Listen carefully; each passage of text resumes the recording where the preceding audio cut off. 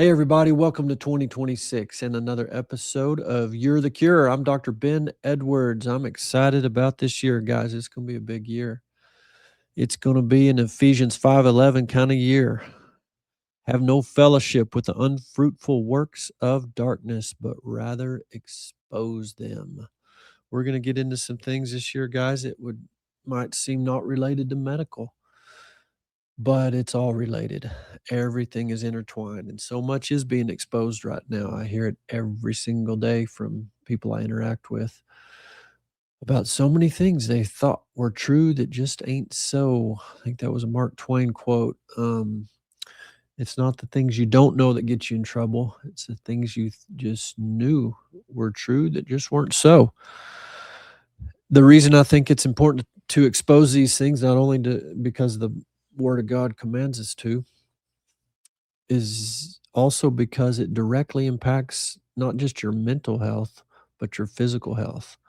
Because your thoughts and heart beliefs, and fear in particular, absolutely impacts your physical cells, your mitochondria. We've talked about it a bunch. We'll talk about that some this year, here and there, I believe, also.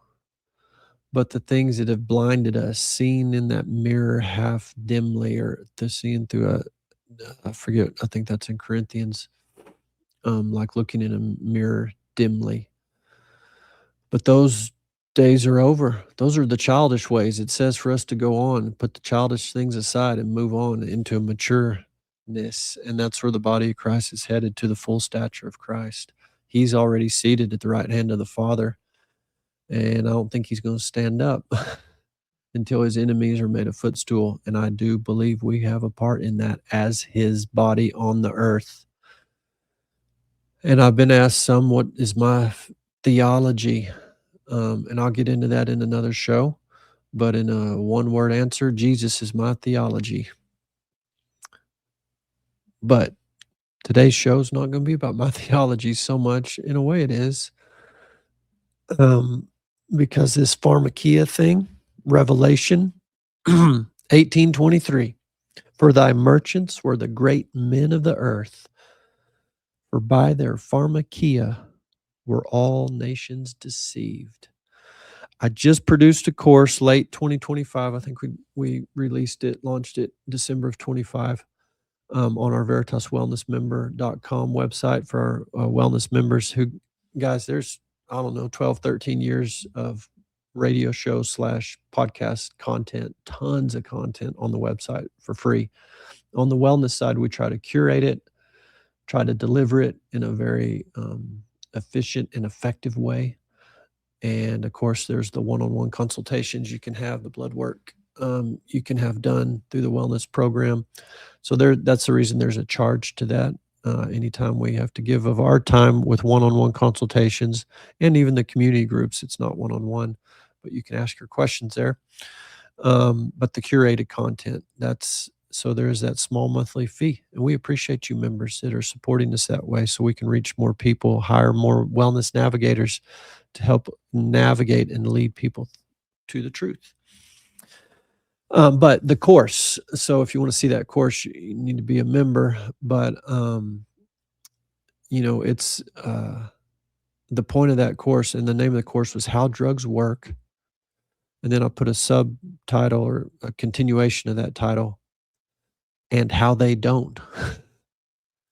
But we do go through in that course exactly how a drug works, which is by blocking a receptor or blocking an enzyme or binding a receptor. For the most part, it's how all drugs work, blocking part of our physiology. So the outcomes at the end of that course, what I want to really talk about today, and guys, today it's just me flying solo. If I could interview a Midwestern doctor, I would, but he's anonymous. We'll talk about him in a minute. I'm actually going to try to read 2 of his articles. That may be impossible because those are super long. But a Midwestern doctor's just been amazing this past, really since COVID. And he went anonymous because a lot of doctors during COVID were sanctioned, deplatformed, even their license threatened. So a Midwestern doctor decided to stay anonymous. And he's just exploded. I think he has 2 million subscribers now on his Substack, which is a forgotten side of medicine. If you need data, if you need intellectual proof, go there. The one of the articles I'm going to read about the hepatitis B vaccine for infants has over 250 citations. This guy is hardcore on evidence-based. But back to the course. I ended that course talking about the way drugs work and how they don't. What are the effects of these drugs? The reductions in the bad outcomes that we're trying to do with pharmakia. So here they are, real quick, bullet, just rapid fire. Statins for heart attacks. We decrease heart attacks using our number one preventative strategy there, statins, cholesterol drug. 1.3% reduction in heart attacks. That's JAMA, March of 22. Strokes, the best we have to offer for reduction of strokes is 0.4%, JAMA, March of 22. Complications from diabetes, which would be kidney damage leading to renal death, kidney death and dialysis, blindness, neuropathy, amputation, cardiovascular mortality, including stroke and heart attack, all-cause mortality. According to an article published in Circulation, August of 2016, tight blood sugar control with medications produces zero significant benefit in reduction of dialysis, blindness, neuropathy, cardiovascular mortality, stroke, or all-cause mortality. Drugs for Alzheimer's, average zero improvement, very modest slowing of cognitive decline is the best we have to offer after billions, probably trillions now spent on Alzheimer's drugs. We'll get into that more in one of Midwestern Doctor's articles here in a second. But basically, these drugs might slow cognitive decline to the point that you could live independently out of the nursing home for an extra 3 weeks. Osteoporosis drugs, called bisphosphonates, 0.4% reduction in hip fractures. That's Calcified Tissue International Journal, February of 22. Chemotherapy for advanced cancers, contribution to 5-year survival, 2.1%. That's Clinical Oncology, December of 04. Selective serotonin reuptake inhibitors for depression and anxiety. That's your number one pharmaceutical for that. A 3% reduction, 3% of patients at 12 months were well. That's from Psychotherapy and Psychosomatics, August of 2010. Flu vaccine, 1.4% reduction in acquiring flu. That's Cochrane, February 2018. Childhood vaccine schedule, as it's currently listed on CDC's website. All-cause morbidity and mortality. That means health, disease burden, and death.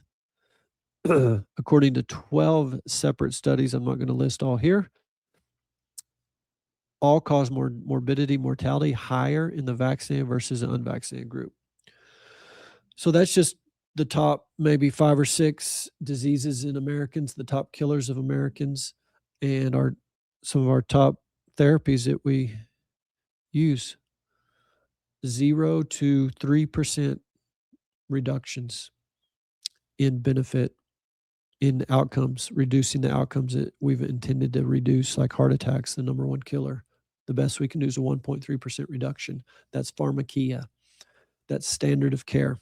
That's what's mandated by state medical boards that doctors have to offer. So just understand that, being an informed consumer of quote unquote healthcare, I would call sick care symptom management. I hope this doesn't bore you. Read an article. I'm going to try to read almost all of it. Like I said, if a Midwestern doctor would not be anonymous, I would have him on the show and we could talk about these things, but I understand why he is anonymous. He is a board-certified physician from the Midwest. Dr. Mercola says he's a longtime reader of Mercola.com. I think many of you know Dr. Mercola's website, the number one natural health website since the 1990s.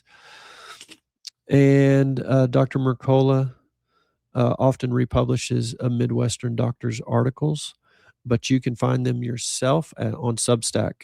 The Forgotten Side of Medicine. The article that I'm going to read most of real quick, well, not real quick, but we're going to get through it, was republished on Mercola's website December 4th of 2025. So it was probably on Substack, a few weeks before that. But so you can find it in either place. And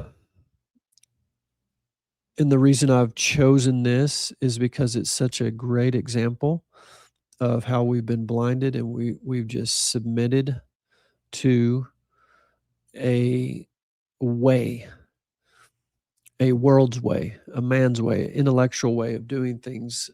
And it's now pretty clear, I would say, after you read this article and the 250 citations, it's just irrefutable that the full truth was not presented to the American people. And we trust institutions. And I'll just say for myself, I did not understand about consulting the Spirit of truth to lead me into all truth. I didn't understand that fully. And I consulted worldly counsel only. And a wise man seeks much wise counsel. That's fine to seek counsel from all different sources, but I would encourage you to ultimately let the Spirit of truth guide you, which will result in peace in your heart, not fear. Okay, here we go. I'm going to try to read fast so we can get through it, because then there's a second article that's even worse, in my opinion, on Alzheimer's and 3 drugs recently approved for Alzheimer's and the corruption behind that. But here's the article on Mercola.com. Why is every newborn forced to get the dangerous hepatitis B vaccine? An analysis by a Midwestern doctor, December 4th, 2025. Since our society is conditioned to believe all vaccines are safe and effective, quote unquote, many do not realize the risk and benefits of every vaccine vary greatly. One of the most controversial vaccines has been the Hep B vaccine, hepatitis B, which is given to every newborn in the country at their most fragile moment of life, day of life 1, despite the risk of contracting hepatitis B being negligible. Bonnie Dunbar, PhD, has also been in contact with numerous physicians and research scientists from several countries who have independently described thousands of identical, severe reactions occurring in Caucasian recipients of the hepatitis vaccine. That was just a quote from an article he put into his article. It's referenced there. If you want to see that reference, go to his article. Like I said, well cited, over 250 citations. Continuing on. Since entering the market, the hepatitis B vaccine has been marred with safety concerns. As early as 1976, one researcher cautioned that since autoimmunity is involved in the pathogenesis of the hepatitis B infection, that these might also be provoked by molecular similar hepatitis B vaccines. That was just a caution early on. Hepatitis B virus can lead to autoimmune problems. So possibly the hepatitis B vaccine could too. We need to watch for that. That was my commentary. Continuing on here. Numerous papers and major news articles since have shown that vaccine provokes a wide range of autoimmune disorders. In 1998, scientists highlighted growing concerns threatening to derail the hepatitis B vaccine program, such as more and more people claiming it caused serious autoimmune disease like rheumatoid arthritis, optic neuritis, and multiple sclerosis. That one doctor had collected over 600 cases of this happening, and that in July, attorneys representing 15,000 people sued France's government for exaggerating the vaccine's benefits and downplaying its risk, after which France suspended the vaccine in schools, a move widely condemned by health authorities. In January 1999, ABC News aired a scathing criticism of hepatitis B vaccine, and he has embedded that. You can watch that clip in his article. 55 other news programs criticizing vaccines they would never air today can be read here, and there's a hyperlink to that. A May 1999 congressional hearing on the vaccine highlighted that serious side effects included infant death, seizures, autism, dysautonomia, multiple sclerosis, rheumatoid arthritis, diabetes, and rare cases of liver cancer in children post-vaccination. With vastly underreported VAERS data showing over 8,000 reactions, including 43 deaths in children under 2 in 1997 alone. In contrast, there were only 95 annual hepatitis B cases and no infant deaths. I'm going to repeat that. 43 deaths in children under 2 in 1997. In contrast, there were only 95 annual hepatitis B cases and no infant deaths, indicating the risk of newborn vaccination vastly outweighed any possible benefit. There was massive underreporting of injuries. 4 to 5 day trials were too short to identify the injuries, and physicians denied they'd occurred when parents reported them. Again, all this is cited. And no effort had been made to identify injury susceptibility. All long-term research into the safety of the vaccine has been stonewalled, yet the medical community argued that the lack of robust long-term safety studies actually proved the vaccines were safe, but did promise to do further research to determine if the vaccines were safe, which 25 years later still has not happened, but again was repeatedly promised this year as a way to dismiss proposals to stop giving the vaccine to newborns. Vaccinating low-risk newborns for an adult disease is inappropriate, particularly since immunity can wane before adolescence, and 10 to 30% of individuals fail to produce antibodies, questioning efficacy. The National Vaccine Injury Compensation Program denied most claims, leaving debilitated victims unsupported despite a $1 billion trust fund for these victims being available. With restrictions limiting filings for hepatitis B vaccines injuries, there was no informed consent as parents were not provided with information on the vaccine's risks. Newborns were vaccinated without parental consent, and parents faced coercion, including threats of social service intervention if they did not vaccinate. And then he embedded a number of testimonials and comments from some Twitter page regarding some of what I just read.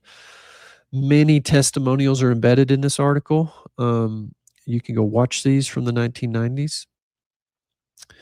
Moving on in the article, vaccine and autoimmune disorders. One of the congressional witnesses produced a report highlighting the dangers of hepatitis B vaccine, including cases of encephalomyelitis, he'd observed, resulting in a 2-week coma for one child, a 4-week coma for another child, along with optic neuritis and significant neurological disability for both. He and others ultimately identified hundreds of publications linking that vaccine to a wide degree of autoimmune disorders. A Midwestern doctor goes on to list, I don't know, I haven't counted, maybe a dozen, more than a dozen autoimmune disorders with the citations: multiple sclerosis, myelitis, encephalitis, encephalomyelitis, optic neuritis, Guillain-Barré, neuropathy, myopathy, myasthenia gravis, uveitis, arthritis, lupus, juvenile dermatomyositis, macrophagic myofasciitis. I don't think I've ever even heard of that one. Polyarthralgia, myalgia, Still's disease, vasculitis, Churg-Strauss disease, Henoch-Cholin purpura, Kawasaki's disease, polyarthritis nodosa, hemolytic anemia, thrombocytopenia, antiphospholipid antibody syndrome, lichen planus, lichen striatus, bullous pemphigoid, erythema multiforme, erythema nodosum, alopecia, buccal aphthosis, chronic fatigue syndrome, fibromyalgia, Graves' disease, Sjögren's syndrome, hepatitis itself, glomerular nephritis, pancreatitis, and pneumonitis. Again, each one of these with multiple references. The lichen planus has 18 references. The multiple sclerosis has 13 references. There's more footnotes in here almost than there are words. It's amazing. Author's note: this vaccine has also been linked to a variety of other disorders not classically classified as autoimmune, such as seizures, Bell's palsy, cerebral ataxia, tic disorders, anorexia, tufted angioma, and to increase common childhood illnesses i.e., one study that found a 1.6 time increase in acute ear infections, a 1.41 time increase in pharyngitis and nasopharyngitis. All that's cited, guys, if you want to go see the citations. Worse still, one study found an 81% increase in death, sudden infant death syndrome. America's number one, by far leading the pack in babies suddenly dying. And there's much evidence linking it to vaccines. That's another story. He doesn't get into that here. Let me continue in the article. Molecular mimicry. If an immune provoking substance, like an infection or an antigen, like yeast protein, mercury, aluminum, overlaps with human tissue, it can cause the immune system to target the human tissue and hence cause autoimmunity. From the start, many believed that the hepatitis B vaccine issues resulted from it overlapping with myelin. This is the insulation, the coating around our nerves. This is super important, guys. It's going to get a little deep here, but just remember that right there. Many believed that the hepatitis vaccine issues resulted from overlapping autoimmunity with myelin. This link was vociferously denied by the medical community, yet never researched. But in 2005, proven by a study which showed until the hepatitis B vaccine had a significant overlap with myelin, and that 60% of its recipients also developed immune reactivity to the myelin coating their nerves, which in the majority of cases persisted for over 6 months. Citation number 206, if you want to go read that study. Furthermore, a 2005 VAERS study found the hepatitis B vaccine in adults compared to a tetanus vaccine, mind you, not compared to a placebo, was more likely to be followed by a variety of autoimmune disorders, including a 5.2-fold increase for multiple sclerosis, 18-time increase for rheumatoid arthritis, 14-fold for optic neuritis, 9.1x for lupus, 7.2 times for alopecia, 2.6 times for vasculitis, 2.3 times for thrombocytopenia. Citation number 207. A similar 2002 study found a 6.1x increase for chronic arthritis persisting for at least 1 year, which affected women 3.5 times more than men. On an average, occurred 16 days after vaccination. Citation number 208. A 2002 study found individuals who received Hep B vaccine within the next 2 months were 1.8 times as likely to experience a demyelinating event. A 2015 study found cases of multiple sclerosis, which is a demyelinating disease, guys. Found cases of multiple sclerosis in France rose by 65% in the years following an aggressive national campaign to increase hepatitis B vaccine rates, and that a statistically significant correlation existed between the number of hepatitis B vaccine doses given and the number of MS cases 1 to 2 years later. Citation number 210. A 2004 study compared 163 multiple sclerosis patients with 1,604 randomly selected matched controls without MS. It found that MS patients were 3 times more likely to have received the Hep B vaccine within 3 years of symptom onset, which was not seen from tetanus or influenza vaccine. Citation 211. A 2009 study in children found that GlaxoSmithKline's Hep B vaccine, which contains 5 times more yeast protein antigen than other brands, was associated with a 2.77x increased risk of developing multiple sclerosis. A smaller increase, 1.5x, was observed for other CNS and central nervous system inflammatory demyelinating disorders. The hepatitis B vaccine has also been repeatedly linked to autism and other developmental disabilities. Secretary Kennedy revealed that in 1999, the CDC conducted a study which found that receiving a Hep B vaccine in the first 30 days of life caused a 12.35 time increase in autism, after which the study was buried. Citation 213. Author's note: Kennedy likely referred to this unpublished study, which, via the CDC's private database, found the highest doses of mercury containing vaccine caused a 1.8x increase in neurologic development disorders, a 7.6x increase in autism, a 5.0x increase in non-organic sleep disorders, and a 2.1x increase in non-organic sleep disorders. A 2007 study of 1,824 children found boys who received the hepatitis B vaccine were nine times as likely to have a developmental disability. A follow-up 2010 study found giving the hepatitis B vaccine at birth increased autism 3x, while a 2017 study found newborn mercury-containing hepatitis B vaccines increased the risk of autism by 6.7x. Authors note a 2015 study found the increased risk of developmental delays by 1.6x to 1.7x, which was estimated to equate to over $1 trillion in healthcare cost. Citation 219. Similar results were also seen in animals. A 2010 monkey study determined that the vaccine caused a significant delay in the acquisition of root, snout, and suck reflexes, critical processes for development.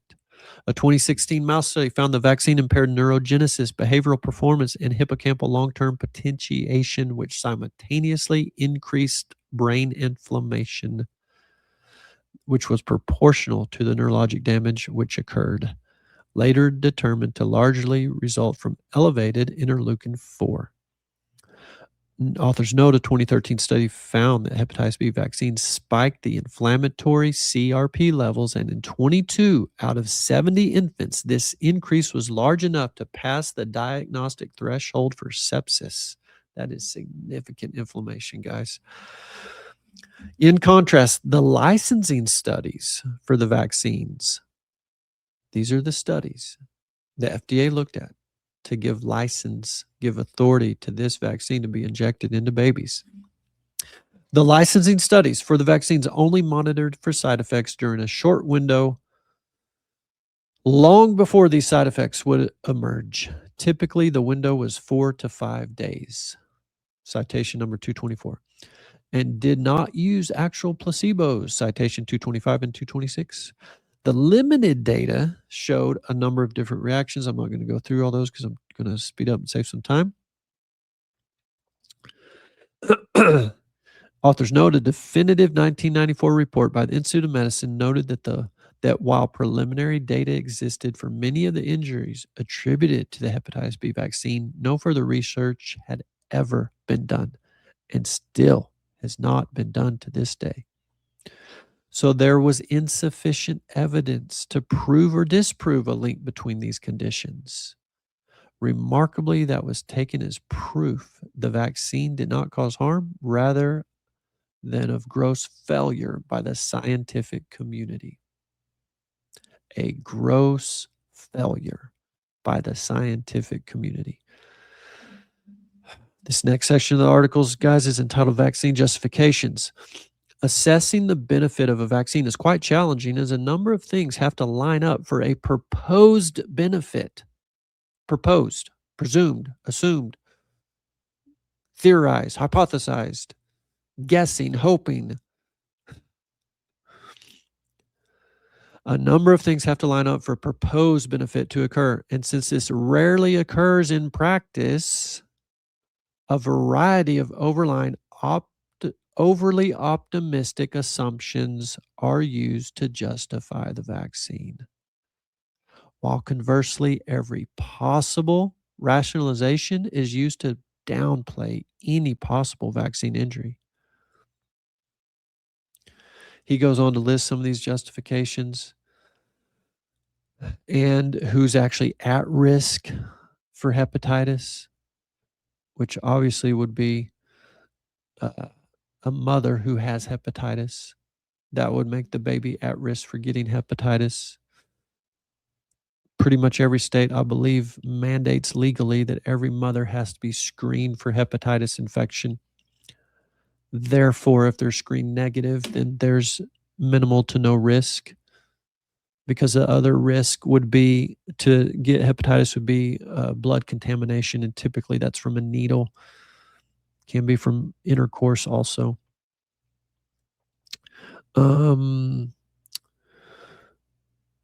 So after he goes through all that, I'm just jumping a little bit. These numbers, which I took from official sources, are important because when you multiply them out, you need to vaccinate over 1 million children to prevent one case of consequential hepatitis B and 5 million children to prevent one case of severe complication hepatitis. Demonstrating the vaccine injures far more children than it protects. Risk versus benefit, guys. Informed consent. Furthermore, societal data shows that the hepatitis B vaccine campaign greatly lowered acute hepatitis B in high-risk groups, but also that this decline preceded infant vaccination, and it matched the decline that occurred with hepatitis C, which never had a vaccine. So very similar to all the other childhood illnesses that were declining prior to vaccinations coming on. I'm going to skip down a little bit. He shows a lot of graphs about that decline in hepatitis B. Why is the vaccine given? As the official reason, preventing maternal to fetal transmission doesn't justify vaccinating every infant.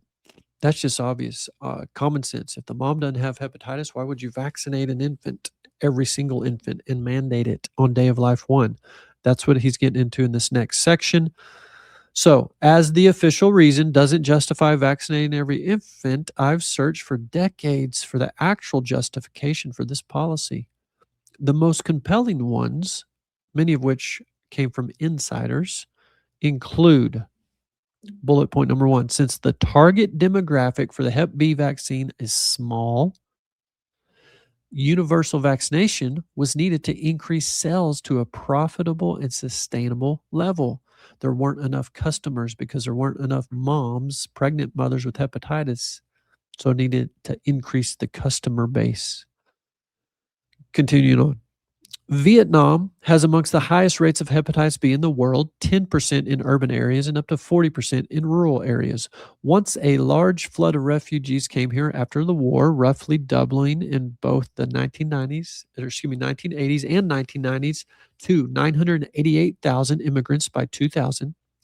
It caused a relative explosion in neonatal transmission here in the United States, where authorities felt it needed to be addressed by vaccinating every American infant. Next reason, vaccine manufacturers only have legal immunity if their vaccine is on the childhood vaccine schedule. Next reason, vaccinating the newborn in the hospital conditions parents to come in for their 2-month vaccine appointment and hence be compliant patients who routinely acquire medical goods and services. And if their child begins life neurologically injured, the parents are less able to recognize subsequent injuries in the child. Since injuries from newborn vaccines will occur before parents have clear sense of what is normal for their child, it makes it much harder for them to recognize the subtle harms that frequently occur following vaccination, again, making it easier to increase patient compliance. And then a vetted reader sent this to him, author's note, after the 1991 vote. A close colleague of the ACIP, the committee that recommends vaccines for children, explained to me in confidence that they added the Hep B vaccine not to prevent vertical transmission, mother to child, but to get the vaccine administered to a, quote, captive audience, end quote, before they could leave the hospital. Their fear was that it would be the only opportunity to prevent hepatitis B infection later in life to the highest risk inner city youth populations, the primary source of Hep B transmission. End quote from the source. Going back to Midwestern Doctor's article, of these, I believe the final one is the most probable, particularly since the medical industry will still force mothers who do not have hepatitis B to vaccinate their child, but it is likely some of the other reasons played a role as well.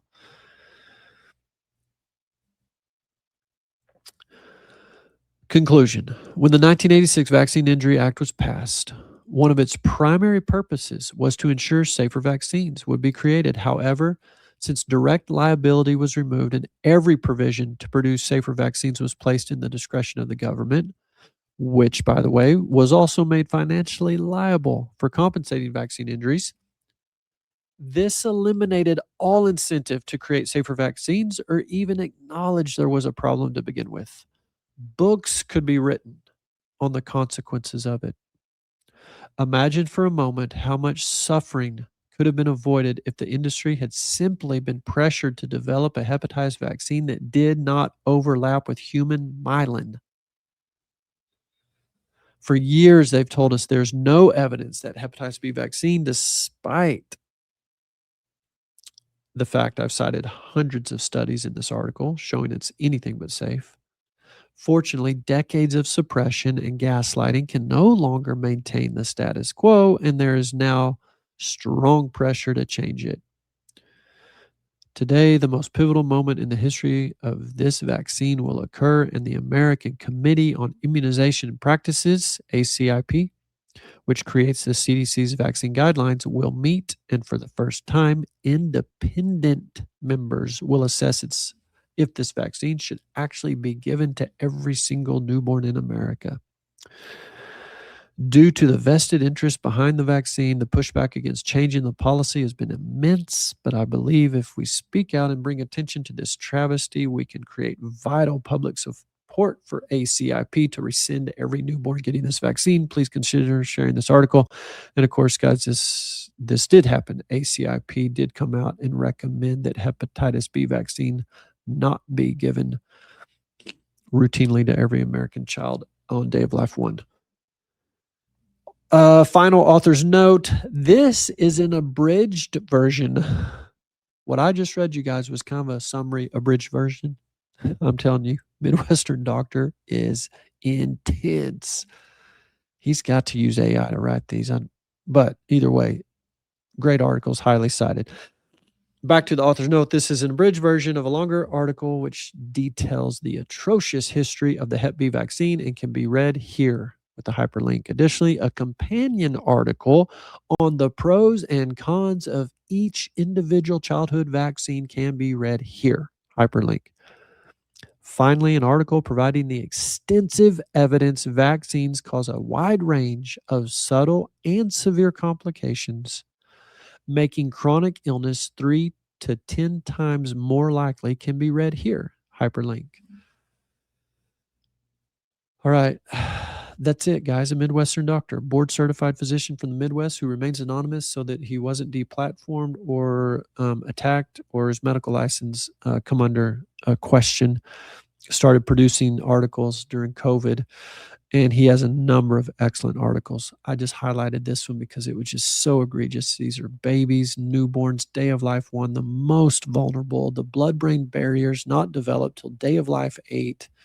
It never made sense, but I never even questioned it. Never questioned it. We have 6 kids. And before I knew I knew any of this, I just blindly submitted to the spirit of pharmakia. And we shouldn't do that. And that last line I just read, chronic illness 3 to 10x more likely.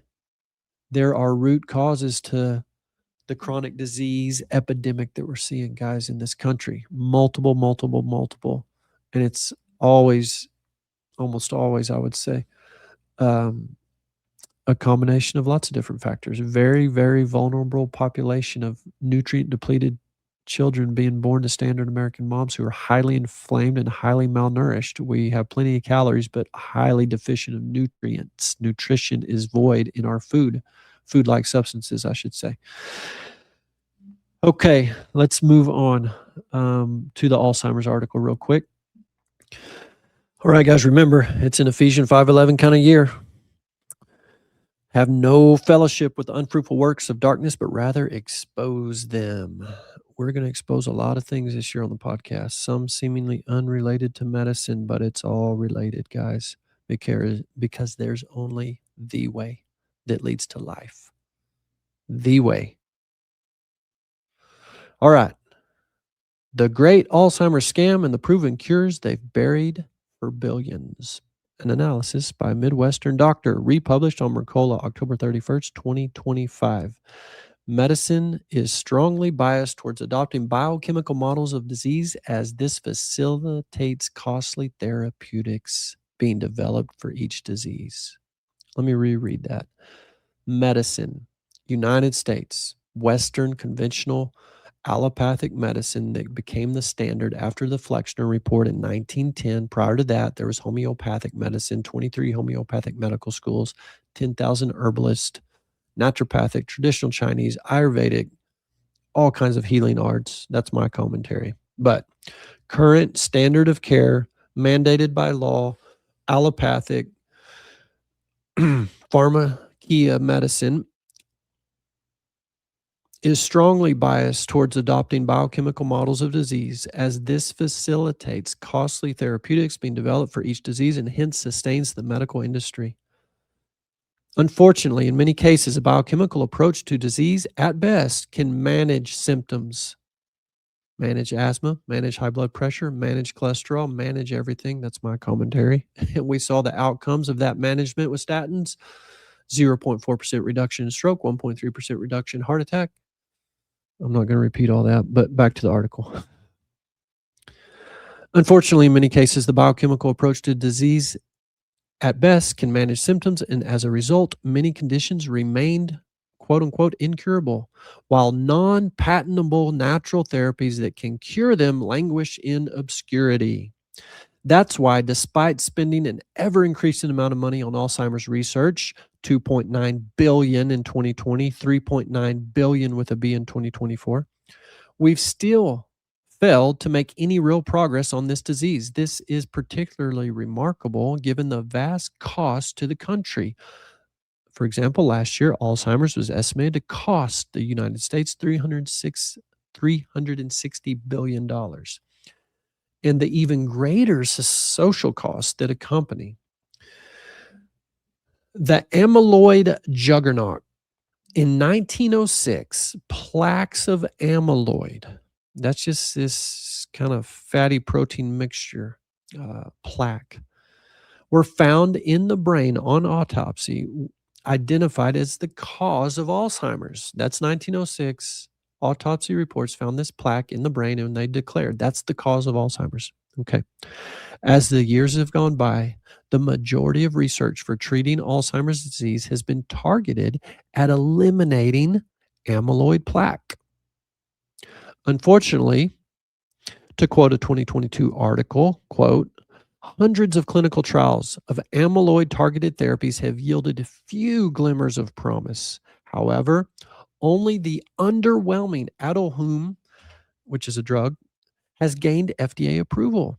Yet amyloid beta still dominates research and drug development. NIH spent about $1.6 billion on projects that mention amyloid in this fiscal year, and about half of its overall Alzheimer's funding is for amyloid. Scientists who advance other potential Alzheimer causes other than amyloid, such as immune dysfunction or inflammation, complain they have been sidelined by the, quote, amyloid mafia. Forsyth says, that's a person that they're quoting, says the amyloid hypothesis became, quote, the scientific equivalent of the Ptolemaic model for the solar system in which the sun and planets rotate around the earth. We have to get into that in a future episode. Author's note, frequently, when a faulty paradigm fails to explain the disease it claims to address, rather than admit the paradigm as flawed, its adherents will label each conflicting piece of evidence as a paradox, i.e., the French paradox disproves the notion cholesterol causes heart disease. Remember, the French have more fat, saturated fat in the diet than anybody, but the least amount of heart disease. So we just call it the French paradox. We don't dig into, well, maybe our theory on cholesterol and fat, saturated fat is wrong. Back to the article. Wait a minute. Let me just reread that sentence. Frequently, when a faulty paradigm fails to explain the disease it claims to address, rather than admit the paradigm is flawed, its adherents will label each conflicting piece of evidence as a paradox and dig deeper and deeper until they can find something to continue propping up their ideology. The consistent failure of the amyloid model to cure Alzheimer's gradually invited increasing skepticism towards it, which resulted in more and more scientists studying the alternative models of disease. Before long, they found other factors played a far more significant role in causing disease, i.e., chronic inflammation. And by 2006, this perspective appeared to be poised to change the direction of Alzheimer's research. 20 years ago, guys, 2006. The researchers, enough researchers were saying the amyloid thing doesn't pan out. We're wrong. We think this theory is wrong. Let's shift over here to inflammation. 20 years ago, they were trying to shift to inflammation. Okay, back to the article. In response, the amyloid proponents pivoted to defending their failed hypothesis was due to amyloid clumps. Not amyloid plaques, amyloid clumps. Excuse me, I just misread that. In response, the amyloid proponents pivoted to defending their failed hypothesis was due not to amyloid plaques, but rather toxic parts or oligomers of the amyloid, just certain toxic parts. And a Nature 2006 paper appeared which identified previously unknown toxic parts of the amyloid plaque, amyloid beta 56, and provided proof that it caused dementia in rats. The paper cemented both the amyloid beta and toxic portion of the amyloid hypothesis, as it provided proof many of the adherents to the theory had been waiting for. So in 2006, when everyone's about to move over to inflammation as the cause of Alzheimer's, they come up with this more toxic part of the amyloid beta plaque to keep this theory going. This 2006 paper in Nature, in the journal Nature, came out to do this. It rapidly became one of the most cited works in the field of Alzheimer's research. Its authors rose to academic stardom, produced further papers validating their initial hypothesis, and billions more were invested by both the NIH and pharmaceutical industry into research of the amyloid and toxic oligomer hypothesis. It should be noted that some were skeptical of their findings and likewise were unable to replicate this data. So this huge paper comes out in 2006 in Nature. The authors rise to stardom, get billions of dollars of funding, and here we go, continue with the amyloid theory. But there were some skeptics. They weren't able to replicate this landmark 2006 study, but rarely had a voice in the debate. And he quotes from an article about this. Quote, the spotty evidence that amyloid beta 56 toxic oligomer plays a role in Alzheimer's had raised eyebrows. Wilcock has long doubted studies that claim to use purified amyloid beta 56 toxic oligomer. Such oligomers are notoriously unstable, converting to subtypes spontaneously. Multiple types can be present in a sample even after purification efforts, making it hard to say any cognitive effects are due to amyloid beta 56 toxic particle alone. In fact, Wilcock and others say several labs have tried and failed to find this amyloid beta 56 toxic particle, although few have published these findings. Journals are often uninterested in negative results, and researchers can be reluctant to contradict a famous investigator. It's just high school drama at the highest levels, guys. I'm telling you. These politicians and government institutions, it's the same deceptive spirits, man-pleasing, performance, orphan spirit, money, money, money. Anyways, let me continue here. The amyloid scandal. At the end of 2021, a neuroscientist physician was hired by investors to evaluate an experimental Alzheimer's drug and discovered signs that its data consisted of doctored Western blots. And as he explored the topic further, he discovered other papers within the Alzheimer's literature had also been flagged for containing doctored Western blots.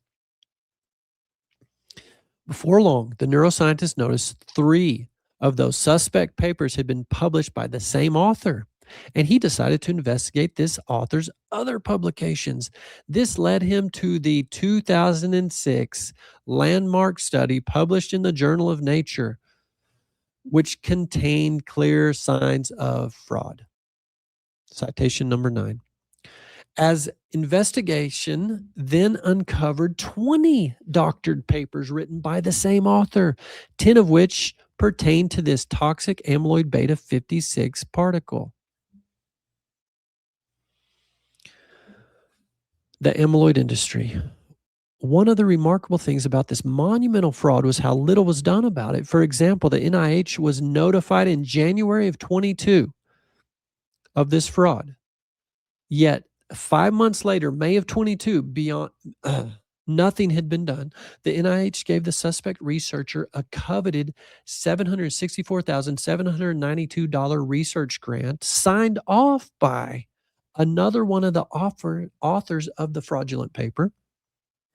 In July of that year, Science, the journal Science, published an article exposing the incident and the clear fraud that had occurred.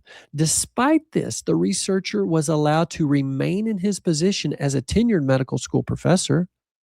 It was not until June of 24, 2 years later, that this 2006 article was retracted at the request of the authors, all of whom denied being at fault and insisted the doctored images had not affected the article's conclusions. Eventually, by January of the next year, January 29th of 2025, during his confirmation hearing, RFK cited the paper as an example of the institutional fraud and wasted tax dollars within the NIH.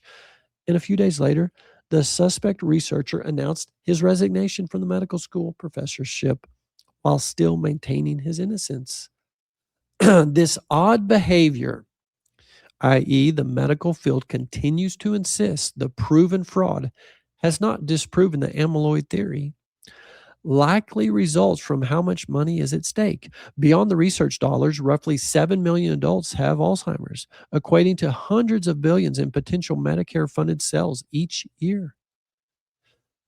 Next section, the failed amyloid drugs. Recently, a monoclonal antibody drug that made immune cells target the amyloid plaque demonstrated limited success in treating Alzheimer's. This drug was embraced as revolutionary by the medical community, the pharmaceutical industry, and the drug regulators. In turn, the first new drug received accelerated approval. The FDA proudly announced this accelerated approval of this Alzheimer's drug, by the way. The second drug then received a quiet backdoor approval. And the third drug was partially approved a year and a half later. Citation number 18. Each year, J.P. Morgan Chase Bank hosts a private conference for pharmaceutical investors that sets the tone for the entire industry. In 2023, its focus, covered in detail here, hyperlink, was on the incredible profitability of the new Alzheimer's drugs and the GLP-1s like Ozempic. Most remarkably, the FDA commissioner was a keynote speaker at this J.P. Morgan Chase Bank investor conference. And a few days before the conference, the FDA commissioner had enacted the second backdoor approval. However, Despite the rosy picture painted around these drugs, which these drugs attack different aspects of the amyloid. These drugs are highly controversial, as the following bullet points note. The FDA's independent advisory panel, in a very unusual move, voted 10-0 against approving the first drug, but the FDA approved it anyways. In a highly unprecedented move, 3 of the advisors resigned, calling it, quote, probably the worst drug approval decision in recent U.S. history. Citation number 19. That drug was priced at $56,000 a year, making it sufficient to bankrupt Medicare, which this did attract congressional investigation. Brain swelling or brain bleeding was found in 41% of patients enrolled in the study. Additionally, headaches, including migraines and occipital neuralgia, falls, diarrhea, confusion, and delirium were also notably elevated compared to placebo. No improvement in Alzheimer's was noted. Let me repeat those 2 bullet points. Brain swelling or brain bleeding was found in 41% of patients enrolled in studies. No improvement in Alzheimer's was noted.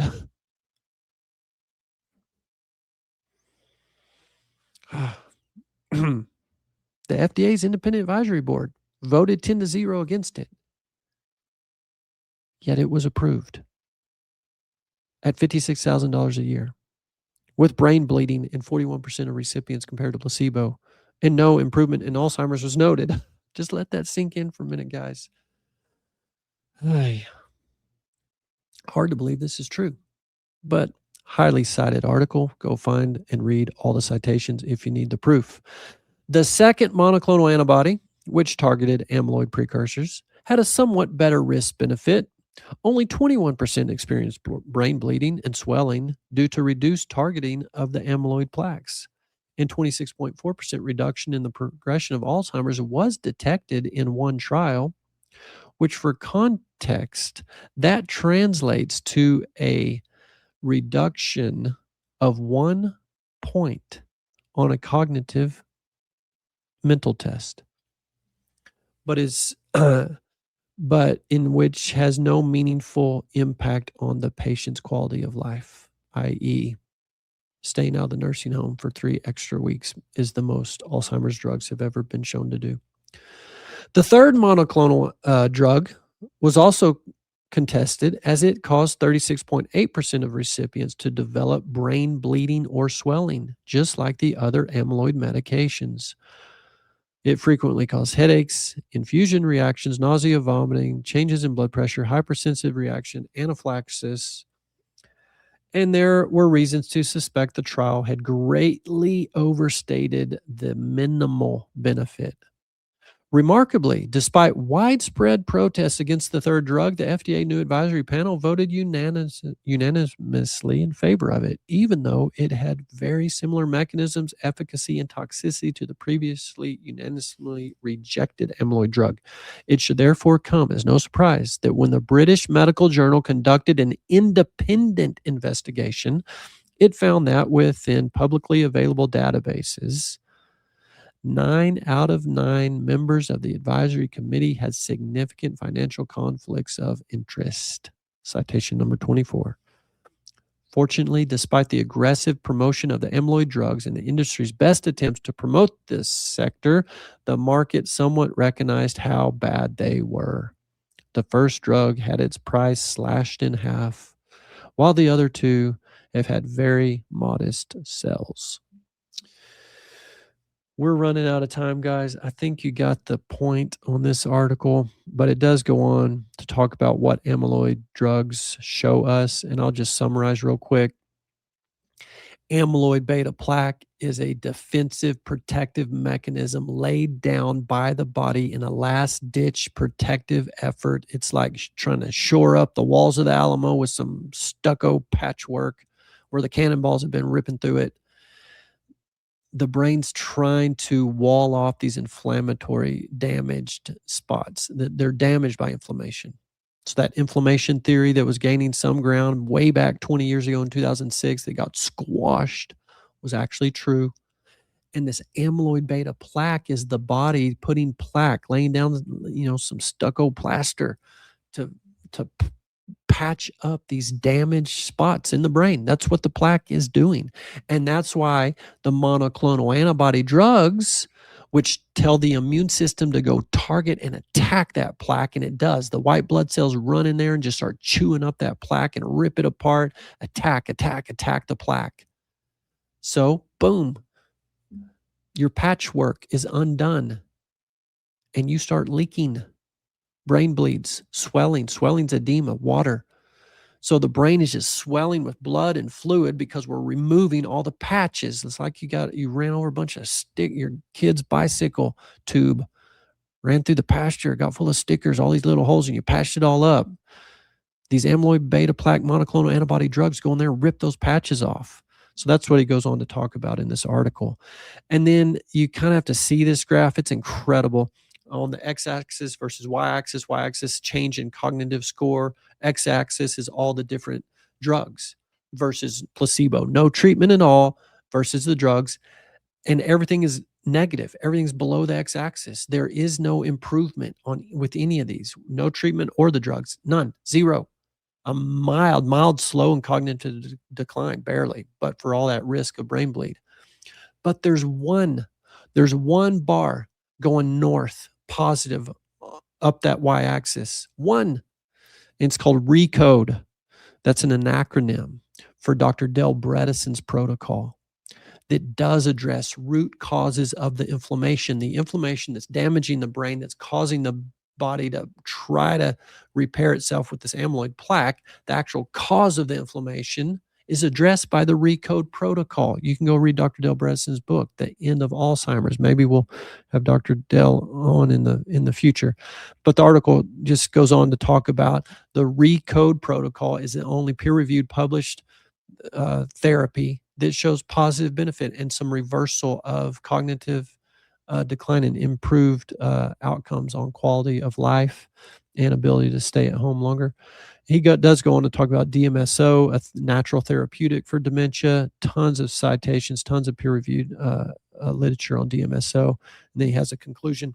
So I'm out of time, can't read the rest of that, but I encourage you to go to the Forgotten Side of Medicine on Substack, subscribe to that. Like I said, he's got over 2 million subscribers. He just launched this during COVID to shed the light of truth during the whole COVID fiasco.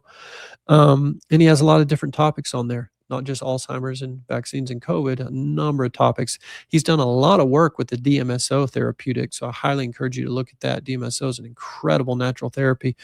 Lots and lots of published studies, but it completely was buried over the years. Okay. Hope you enjoyed that show. I'm sorry, Midwestern Doctors Anonymous, and you couldn't see his face and talk to him. It probably would have been more interesting than me reading this article. But the point of today's show, guys, is just to highlight the fact that the pharmaceutical-based approach that we've been under for the past 120, 110 years since the Flexner report came out and shifted modern Western medicine to pharmaceutical symptom management, blocking receptors, blocking enzymes. Those are the two main mechanisms of how pharmaceuticals work. That's what the course is about, how drugs work and how they don't. Goes through these mechanisms, goes through the outcomes. What do these drugs get us? I read those stats at the beginning of the show on percent reductions. 0 to 3% is where we're at. And then the unintended consequences. At the end of that class, I talk about, it is kind of more on the lighter side, kind of funny. Somebody noticed that when doctors went on strike, certain countries, doctors would go on strike for a number of weeks or months. So someone decided to go look at mortality rates. Mortality rates drop consistently every time doctors go on strike. Kind of funny. And I'm not saying doctors don't do any good, but overall, big picture, you look at risk benefit, unintended consequences. We're trying our hardest. We're doing our best, but it's all rooted in a flawed theory called Darwinian evolution. We're not evolved out of nothing into pond scum into us. It takes more faith to believe that than it does to believe there's a God who loves you and created you with a purpose. And there is a purpose. God Most High. In a future show, we're going to talk about the little g gods, the divine council. Turns out God wants to work in community, in family. He wants to talk to other beings and have input and have them go carry out his marching orders, and gives them the authority to do it. Actually gives them dominion and instruction. That's his plan. That's his way. That's his amazing. And this God is a loving God. And he loves us so much, he lets us choose whether to love him or not love him.